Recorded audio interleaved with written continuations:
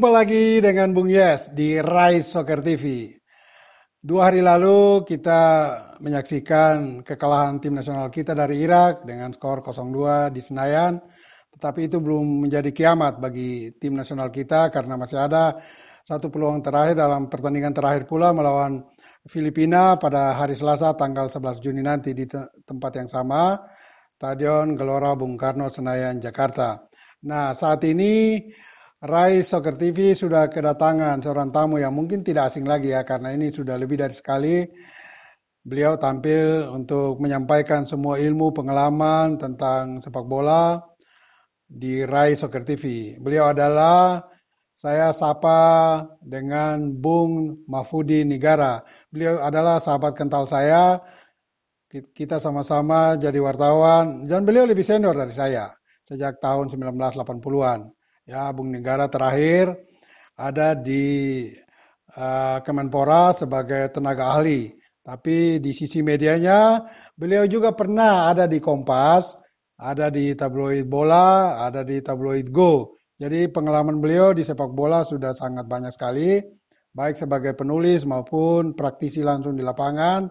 Juga beliau pernah meliput Piala Dunia dengan saya tahun 1990 di Italia.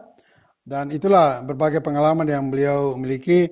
Dan beliau juga salah satu wartawan yang bersama saya juga meliput perjalanan tim nasional kita tahun 1985 dalam babak kualifikasi zona Asia untuk Piala Dunia 1986 di Meksiko. Dan saat itu kita nyaris lolos di bawah pelatih lokal Sinyo Aliando. Sekarang sudah almarhum. Baik, kita bersapa dengan Bung Nigara. Dan biarlah Bung Nigara memberikan pencerahan pengalaman bagi kita semua. Karena pengalaman beliau akan menjadi pelajaran edukasi bagi kita dalam melihat sepak bola kita saat ini dan ke depan nantinya. Bung Nigara, apa kabar? Bung Nigara, apa kabar? Alhamdulillah sehat Bung Yes. Puji Tuhan, alhamdulillah sehat. Yang penting sehat ya, Bung? Ya, Ya. Iya, Bung. Mungkin 2 hari lalu ada di Senayan ya, nonton langsung ya, ketika Indonesia menghadapi Irak di GBK. Dan kalau nonton langsung pasti emosinya berbeda dengan kita yang nonton di rumah ya. Kira-kira begitu ya, Bung Nik ya?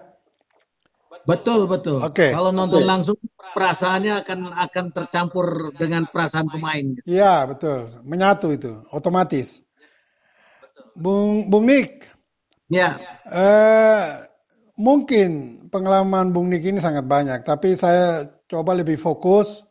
Bung Nik bisa bercerita nggak kepada kita semua pengalaman bagaimana sebuah tim itu bisa menciptakan iklim kondisi yang harmoni dalam tim, karena sepak bola itu tidak saja kita lihat di pertandingan, tetapi di luar pertandingan pun ada hal-hal yang perlu dijaga sehingga bisa mendukung prestasi di lapangan. Misalnya keharmonisan dalam tim Sintayong saat ini berbanding terbalik dengan di tahun 1985 ketika Bung Nik masih menjadi wartawan meliput langsung tim kita saat itu. Bisa cerita pengalaman tahun 1985 dan tim kita sekarang. Silakan Bung. oke. Terima kasih Bung Yes dan semua pemirsa Ray Soccer TV. Ya kembali saya diundang Bung Yes untuk bisa hadir berbincang di sini. Sekali lagi terima kasih. Yang pertama barangkali kebersamaan yang lebih lama memungkinkan satu tim itu akan bisa bertemu chemistry-nya. Ya, nah kebersamaan ini yang dibutuhkan. Nah, kita tahu bahwa saya dan Bung Yes ini mengikuti perjalanan sepak bola Indonesia sangat lama. Ya sekali lagi saya memang lebih dulu 79 saya di Majalah Olimpik, kemudian 81 saya di Kompas. Ya, saya lebih dulu dan kami sama-sama menyaksikan berbagai model tim nasional yang dimiliki Indonesia. Ya, dari mulai apa namanya Binatama di 79 di Brazil, kemudian kita juga punya Diklat Salatiga sebelumnya, kita punya Garuda 1, kita punya Primavera, Garuda 2, dan kita punya Bareti, dan serta banyak lagi tim Indonesia Merah, Indonesia Putih, tim Banteng segala macam. Semua model tim nasional sudah kita ikuti dan sudah kita lihat. Dari sekian banyak yang kita bersentuhan langsung dan merasakan bahwa kita ini adalah bagian dari mereka adalah tahun 1985. Itu di mana tim ditangani oleh Sinyo Aliando, Bece Matula Pelwa, kalau saya nggak keliru ya, ada Salmon Nasution gitu. Ya, ini merupakan tim yang di saat kita meliput inilah tim terbaik. Di mana Erik Iswanto, Bambang Nurdiansyah, ya, ada Hermansyah kiper, ada apa namanya Dede Sulaiman, ya, ada Patar Tambunan, banyak sekali pemain-pemain kita yang ada di situ yang merupakan kita nyaris lolos. Ya kita nyaris lolos karena kita sudah menjadi juara subgrup 3B, tapi kemudian kita kalah melawan juara subgrup 3A. Nah dengan posisi ini kita chemistry pemain sudah ketemu. Ya, saling pengertian satu pemain dengan yang lain sudah ketemu. Kalau chemistry ketemu Bung Yes, bola diapain aja, temen lari kemana aja, itu bolanya nyangkut sama. Nah, Sintayong ada kemudian kita mengalami melihat juga tim-tim yang gagal ya, yang kita saksikan sendiri, kita ikut juga di dalam meliput, gagal adalah kita saksikan itu. Nah, sekarang tim Sintayong ini menurut saya, ini sekali lagi menurut saya kita bisa berbeda pendapat dengan banyak pihak gitu. Ini adalah Ya. tim baik yang kita miliki. Mudah-mudahan ini tim yang mempunyai modal yang baik. Bahwa kemarin kalah dari Irak, kembali kalah dari Irak, itu fakta yang nggak bisa kita sanggah. Tapi kita punya sedikitnya dua peluang matang yang 99% harusnya jadi gol, tidak jadi gol. Di babak pertama Rafael Struijk yang harusnya bola didorong ke Orat Mangun tetapi tidak dilakukan, dia syuting sendiri kena pemain bertahan dari Irak dan bola keluar. Kemudian satu lagi bola yang dilempar dia ditendang oleh Hernando Ari ke depan diterima oleh Arad Mangun, kemudian dikepung oleh dua pemain, sudah berhasil lolos, tapi bolanya terlalu lemah disontek sehingga dapat ditepis oleh kiper. Ini hampir 60%, 60%, 60 menit kita melakukan penetrasi yang sangat luar biasa, tapi sekali lagi kita gagal. Itu fakta yang nggak bisa kita sangka. Tetapi modal yang kita miliki cukup. Semudah-mudahan melawan Filipina, nah ini bisa diperbaiki kesalahan-kesalahan. Karena saya tertarik dengan apa yang disebut oleh Ketua Umum PSSI Erick Thohir yang mengatakan jangan saling menyalahkan. Ya, ini betul gitu. Biasanya kita dalam posisi seperti ini saling tuding, nah ini yang jadi berat. Tim butuh sokongan moral, dorongan, support yang besar dari kita semua untuk bisa bangkit melawan Filipina.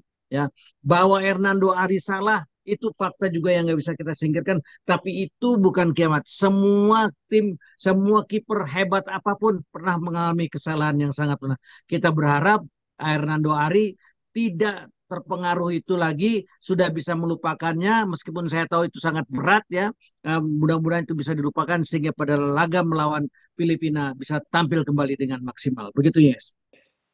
Bung Nik, iya, saya masih mencoba menggali lebih dalam lagi, khususnya komparasi antara tim 1985 dengan sekarang. Misalnya kalau di tim 1985, ketika kita pergi bertanding away di Dhaka, Bangladesh, kita kalah 1-2. Dan kita hanya punya satu kesempatan minimal draw atau menang lawan India di Kalkuta. Nah, pertanyaan saya adalah ketika kita kalah dari Bangladesh di Dhaka, apa yang dilakukan di internal tim kita misalnya oleh Om Sinyo sebagai pelatih atau manajer tim saat itu, Beni Mulyadi? Apakah mereka melakukan konsolidasi, juga komunikasi yang mungkin secara emosional bisa terbangun dengan baik untuk menghadapi pertandingan krusial di Kalkuta, kemudian di mana hasilnya imbang dan memastikan kita bisa melanjut ke babak kedua melawan Korea Selatan hari itu. Mungkin Bu Nik bisa cerita sedikit. Jadi off match-nya di luar lapangannya kondisi tim kita saat itu. Dan juga mungkin kalau Bung Nik mengetahui tim Sintayong saat ini seperti apa sih? Apakah mereka melakukan hal yang sama atau lebih atau tidak? Silakan Bung. Oke, yang pertama barangkali kita sama-sama tahu Bung Yes, ketika kita kalah lawan Bangladesh di Dhaka, malamnya kita kumpul bersama dan melakukan koreksi yang sangat luar biasa. Dan hebatnya nggak ada satupun pemain yang dituding untuk melakukan melanggar.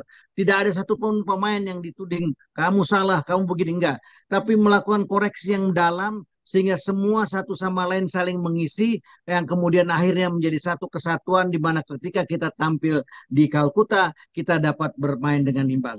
Nah, hal-hal yang semacam ini ya yang dibutuhkan oleh tim sekarang. Saya nggak tahu karena saya nggak bisa masuk ke dalam sekarang. Kita bukan lagi wartawan yang ada di lapangan, sehingga kita nggak bisa tahu apa yang dilakukan oleh Sintayong. Tetapi menurut saya kira apa yang dilakukan tahun 1985 dengan sekarang tentu berbeda, tetapi maknanya tetap sama. Kita tahu bahwa Om Beni merupakan pelatih yang sangat luar biasa. Sampai ke Kalkuta masak dulu barangkali. Bung Yes masih ingat kita masak makanan dia. Nah, Ya, sementara yang betul. nah daging sapi, sementara di sana nggak boleh makan sapi, dikatakan ini daging yang bukan daging sapi, kemudian dimasak oleh Beni dan makan bersama-sama. Ini jadi sesuatu yang sangat luar biasa, di mana manajer bersentuhan langsung dengan pemain, berbicara dengan pelatih, dengan kita para wartawan yang ikut pada hari itu, memang sangat luar biasa. Saya berharap yang tim sekarang bisa lebih dari itu, gitu Bung Yes. Iya, maksudnya tadi Om Beni Mulyono sebagai manajer tim saat itu dan Pimpro adalah Pak Akub Sainal ya. Oke, Bung Nik tadi juga menyinggung soal apa pencerahan yang dilakukan oleh Ketua Umum PSSI saat ini Erick Thohir ketika kita kalah 2 hari lalu dari Irak bahwa jangan sampai saling menuding melemparkan kesalahan kepada si A, si B, si C. Nah ini juga yang mungkin perlu menjadi perhatian khusus dari pelatih Sintayong bahwa dia pun harus membangun keakraban, keharmonisan terutama baik sebagai pelatih dengan pemain atau yang lebih tua dengan yang lebih muda, khususnya pada kasus Hernando, kiper Hernando, karena pemain ini baru 22 tahun dan dia melakukan blunder yang sangat fatal saat itu sehingga terjadi gol kedua bagi Irak dan mungkin saja ya Bung Nik, ini yang harus diperhatikan betul. Bagaimana Sintayong lebih khusus karena yang paling dekat dengan pemain dia harus kembalikan motivasi dan kepercayaan diri daripada Hernando ini karena kiper ini mempunyai masa depan yang cukup baik nantinya. Sehingga nanti di penampilan berikut khusus melawan Filipina dan kalau kita lolos di babak ketiga Hernando akan semakin baik. Kira-kira begitu ya Bung Nik ya. Jadi komunikasi itu yang perlu harus dibangun dalam tim kita saat ini sehingga kita akan lebih baik ke depan. Oke Bung Nik, masih tentang STY ya Sintayong. Nah, dengan kekalahan ini ada sejumlah warganet juga mulai meragukan, tetapi tidak sedikit juga yang tetap masih percaya dengan kinerja STY. Karena memang silang pendapat ini di sepak bola itu hal yang biasa, tapi masih pada koridor-koridor yang wajar. Nah, kalau kita lihat prestasi STY sampai tadi malam, ini kembali membuat dia ada di bibir jurang juga, antara berhasil dan tidak. Kalau dia gagal, kontraknya kan akan sampai 2027. Apa perlu mungkin ditinjau lagi? Tetapi kalau dia berhasil membawa kita atau tim nasional kita melaju ke babak ketiga ya no problem. Dia berhasil. Ya, tinggal nanti kita bisa lolos atau tidak ke Piala Dunia 2026. Menurut Bung Nik bagaimana? Posisi STY ini harus bagaimana nantinya? Baik setelah melawan Filipina atau juga melanjut ke babak ketiga nantinya. Silakan Bung. Lepas dari apapun hasil yang akan terjadi melawan Filipina nanti, bagi saya, kita sama-sama meliput sangat lama. Gitu. Bagi Ya. saya, Sintayong ini sudah membuahkan hasil. Membuahkan hasil, kenapa? Karena belum pernah kita ada sepanjang sejarah sepak bola kita pernah lolos dalam 3 level di Piala Asia. Sintayong mampu melakukan hal itu. Ini nggak bisa kita nafikan, nggak bisa kita nafikan. Kita juga sekarang 4 besar lagi di Asia. Kita pernah dulu zaman Berce 4 besar di Asian Games. Ya tahun 86 kita 4 besar di Asian Games. Tapi sekarang 4 besar di Asia bukan di multi event, tapi di single event. Ya, jadi sesuatu yang menurut saya perlu diberikan waktu lagi kepada Sintayong untuk terus merawat. Kenapa? Tim yang dihimpun oleh Sintayong saat ini belum bergaul lama. Sehingga mereka belum bermain bersama-sama dengan waktu yang cukup lama. Sehingga tadi saya katakan chemistry-nya belum ketemu. Sehingga ketika chemistry-nya belum ketemu, masih banyak hal-hal yang mengganjal. Misalnya tadi contoh yang saya katakan, strike dengan Orat Mangun. Kalau bola didorong oleh strike, maka 1-0 kita menang. Gawang apa namanya Irak terbuka sangat luas gitu. Kenapa? Karena kiper semua udah berada di tengah, di anda apa menjemput apa Rafael Struijk gitu. Kenapa bola nggak didorong? Nah ini karena belum terlalu lama mereka bermain ya. Nah jadi ini satu hal yang bagi saya sekali lagi boleh kita berbeda pendapat dan inilah indahnya sepak bola, berbeda pendapat tidak harus bermusuh-musuhan. Berbeda pendapat tidak harus kita perang seperti Bharatayuda. Berbeda pendapat hal yang sangat wajar. Ya dalam dunia olahraga ini berbeda pendapat sesuatu yang sangat luar biasa wajarnya.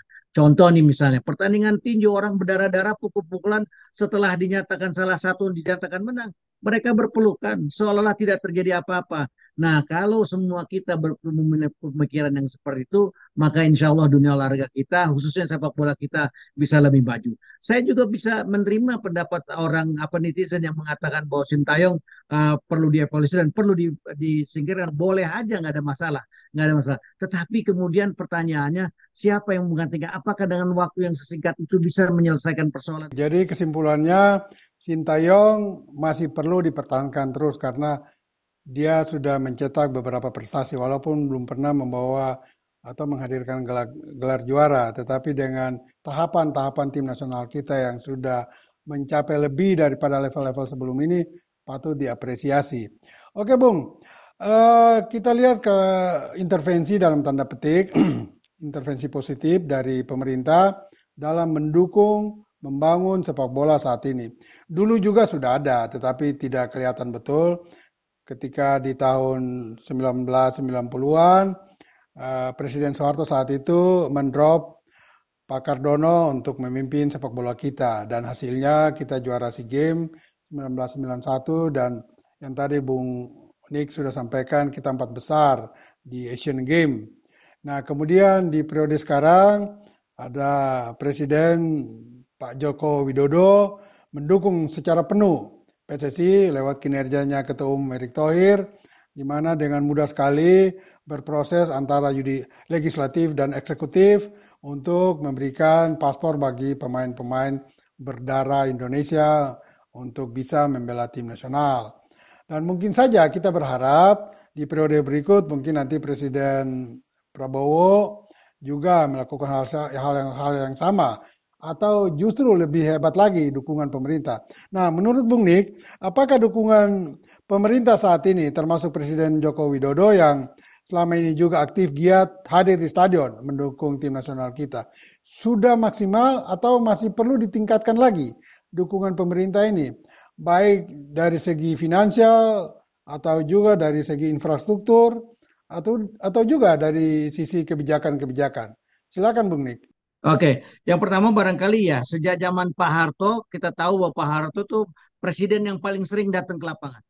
Jadi Pak Harto itu berulang kali melihat TC, ya. Pak Harto lihat ke pertandingan. Jadi bahwa kemudian Pak Jokowi melakukan hal yang sama, Pak Jokowi melakukan hal yang sama, ya.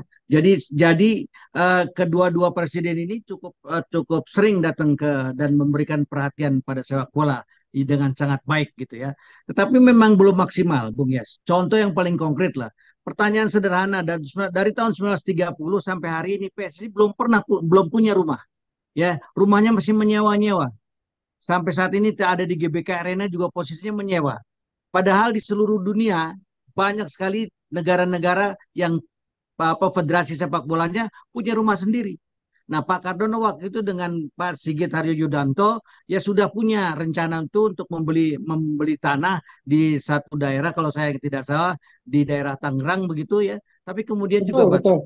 ya, ya, kemudian batal. Jadi saya kira kita berharap pada Presiden Pak Prabowo nanti ke depan PSSI harus diberi tempat yang baik gitu. Bukan ini bukan menganaktirikan cabur yang lain bukan gitu, bukan. Tetapi PSSI ini adalah satu-satunya cabang olahraga yang bisa menafikan seluruh perbedaan.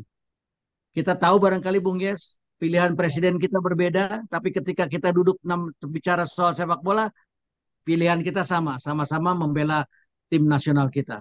Itulah hebat sepak bola. Dia bukan cuma di Indonesia, tapi di dunia. Ya, nah saya kira kita berharap dengan Pak Prabowo yang kemudian Pak Prabowo juga punya tim pembinaan begitu. Ya saya kira Pak Prabowo juga orang olahraga. Kita tahu Pak Prabowo ada ketua silat bukan cuma IPSI tapi juga silat dunia ya. Nah, Pak Prabowo lama sekali dulu juga pernah menjadi ketua Inkai DKI ya. Jadi saya kira perasaan Pak Prabowo dalam dunia olahraga ini nggak perlu kita sanksikan. Malah justru kita harus memberi harapan, menggantungkan harapan kita kepada Pak Prabowo karena beliau paham betul bagaimana menjalankan olahraga ini dengan baik. Nah, ke depan saya berharap juga ya Kementerian Olahraga pun harus diberi rumah. Sampai saat ini Kemenpora nggak punya rumah itu. Rumahnya menumpang di lahannya TVRI ya. Jadi ke depan haruslah Kementerian Olahraga ini diberi space, diberi tempat. Karena Gelora Bung Karno itu bukan di bawah Kementerian Pemuda dan Olahraga, tetapi di bawah Seknek. Nggak ada yang salah juga, tapi ke depan harus diperbaiki. Supaya dunia olahraga itu betul-betul sesuai undang-undangnya, mengatur dan mengawasi serta memajukan dunia olahraga. Jadi saya kira kita menggantungkan nasib dunia olahraga kita lebih baik kepada di tangan Pak Prabowo ke depan. Begitu Bung Yes. Iya, menarik sekali Bung Nik. Nah ini pertanyaan pamungkas Bung Nik. Pak Prabowo sangat care dan sangat mendukung perkembangan olahraga lebih khusus sepak bola. Kebetulan juga Bung Nigara ada di pemerintahan sekarang, tenaga ahli di Kemenpora. Saya sudah pernah menyinggung ini Bung Nigara. Saya katakan dalam sebuah wawancara di stasiun televisi bahwa kalau pemerintah betul-betul berniat mendukung olahraga khususnya sepak bola, harus ada dukungan yang lebih nyata dan konkret. Maksudnya begini Bung Nik. Mungkin Bung Nik dengan networknya, dengan kapasitasnya, karena saya tahu juga Bung Nik ini cukup dekat dengan Pak Prabowo, mungkin bisa menembus beliau langsung atau paling tidak ring satu, menyampaikan bahwa kalau memang Pak Prabowo nanti sudah dilantik, berikanlah dukungan penuh yang nyata. Dalam arti, bisakah keluarkan kepres atau undang-undang di mana pemerintah akan menyediakan dana sekian miliar khusus untuk sepak bola dan kegunaan adalah hanya ada dua kegunaan untuk dana tersebut, yaitu pengembangan grassroots pembinaan sepak bola dari usia dini dan yang kedua khusus dalam membangun sebuah tim nasional yang kuat. Dua itu aja, tetapi ada dana khusus yang disediakan oleh pemerintah lewat Kepres atau lewat undang-undang. Kalau itu bisa, mungkin sepak bola kita akan lebih baik ke depan. Tidak lagi kita pusing bicara soal dana, anggaran, keuangan yang tidak ada. Tetapi sudah ada, disiapkan oleh pemerintah. Sehingga pemerintah tidak saja selama ini lip service, dukung-dukung, tetapi faktanya di lapangan tidak sepenuhnya mendukung. Silakan Bung Nik. Ya, saya kira itu masalah teknis Bu Gies ya, dan ada regulasi yang harus dibenarkan dulu gitu sehingga tidak melanggar regulasi yang sudah ada gitu. Kan kita tahu ada apa namanya peraturan keuangan yang mengatakan seperti apalah begitu ya. Nah, ke depan Ya. saya kira dengan modal bahwa Pak Prabowo ini adalah orang yang paham dengan dunia olahraga, bagaimana beliau di tangan beliau ini jangan lupa loh di tangan beliau inilah medali emas Asian Games yang sangat luar biasa banyaknya diperoleh oleh tim silat kita ya, dan ini merupakan Pak Prabowo tahu persis bagaimana untuk melakukan hal itu. Jadi saya kira tanpa harus kita melakukan apapun, saya kira dia sudah ada di benak, insya Allah sudah ada di benak Pak Prabowo bagaimana untuk memajukan dunia olahraga Indonesia, wabil khusus sepak bola. Kenapa? Karena itu tadi saya sebutkan bahwa sepak bola inilah yang menyatukan bangsa kita. Kita berbeda pendapat dalam segala macam tetek dan bengek, tapi begitu kita bicara soal tim nasional, kita duduk bareng. Ada tetap yang nggak suka, ada tetap yang tidak membackup, nggak ada masalah. Karena itulah perbedaannya. Tetapi mayoritas bangsa kita mengharapkan sepak bola kita dan dunia olahraga kita pada umumnya bisa lebih maju. Dan saya kira di tangan orang yang paham, yang mengerti bagaimana proses pembinaan itu bisa mencapai satu tingkat, satu target, ya, satu prestasi yang besar, maka itulah yang kita harapkan. Dan Pak Prabowo memahami hal ini karena beliau memang berbasis dunia olahraga. Begitu Bung Yes. Bung Nik, terakhir, ada pesan-pesan khusus buat tim kita, adik-adik kita nantinya saat melawan Filipina nanti di partai pamungkas, partai penentuan. Silakan Bung. Oke, yang pertama barangkali untuk semua pemain yang ada di tim nasional, jangan lagi mengingat kekalahan kita lawan Irak kemarin. Hilangkan itu, kosongkan pikiran, konsentrasi penuh sekarang untuk menghadapi melawan Filipina. Kenapa? Karena ini adalah partai hidup dan mati. Kalau kemarin Filipina draw melawan Vietnam, Vietnam. kita aman. Tetapi dengan posisi dengan sekarang di mana Filipina terpaut hanya satu angka dari kita, kalau terjadi sesuatu, Filipina bisa Vietnam, maksud saya Vietnam bisa memenangkan pertarungan melawan Irak, secara logika tidak mungkin, tapi secara faktual di lapangan sangat mungkin terjadi. Karena dalam dunia sepak bola tidak ada yang tidak mungkin. Sama seperti kita menghentikan langkah Korea Selatan untuk maju ke Olimpiade, ya. Dan kita juga mengalahkan Vietnam di rumahnya 3-0, sesuatu yang sangat luar biasa, saya kira. Nah, kita partai hidup dan mati. Nggak perlu lagi kita berpikir apa hasil yang akan dilakukan, yang diperoleh oleh Vietnam melawan Irak. Tapi apa yang harus kita raih melawan Filipina ini adalah penting kita meraih 3 poin. Begitu, Bung Yes. Baik, Bung Nik. Terima kasih untuk analisisnya, juga pengalamannya bagi kita semua, terutama warganet yang ya gila sepak bola, ya pendukung berat tim nasional kita. Dengan informasi, analisis yang diberikan oleh Bung Nigara ini, semoga bermanfaat bagi kita semua karena membuka wawasan kita mengetahui tentang bagaimana sepak bola zaman dulu, zaman now, dan zaman akan datang.